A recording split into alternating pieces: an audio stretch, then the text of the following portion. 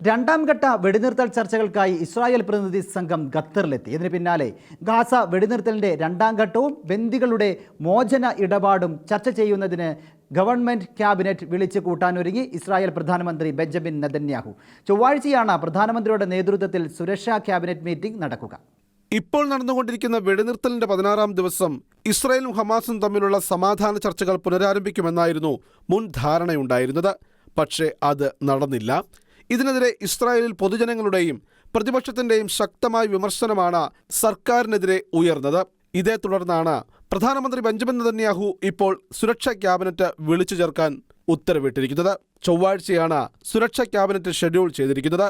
ഹമാസുമായി രണ്ടാം ഘട്ട വെടിനിർത്തൽ ചർച്ചകൾക്കായി ഇസ്രായേൽ ഗവൺമെന്റ് പ്രതിനിധി സംഘം ഇപ്പോൾ ഖത്തറിലാണ്. ഹമാസുമായി ഒരു കരാറിലെത്താൻ രണ്ടാം ഘട്ടത്തിൽ വളരെ ബുദ്ധിമുട്ടായിരിക്കുമെന്നാണ് വിദഗ്ധർ അവകാശപ്പെടുന്നത്.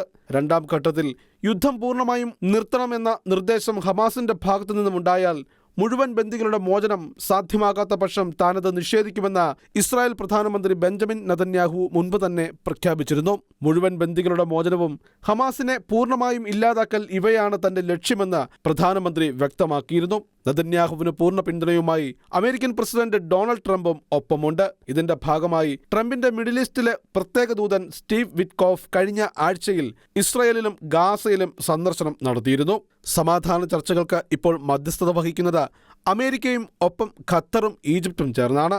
അതേസമയം ഗാസയെ വിഭജിക്കുന്ന നെറ്റ്സാരിം ഇടനാഴിൽ നിന്ന് ഇസ്രായേൽ സൈന്യം കഴിഞ്ഞ ദിവസം പിന്മാറിയിരുന്നു. International desk, Shekinah news.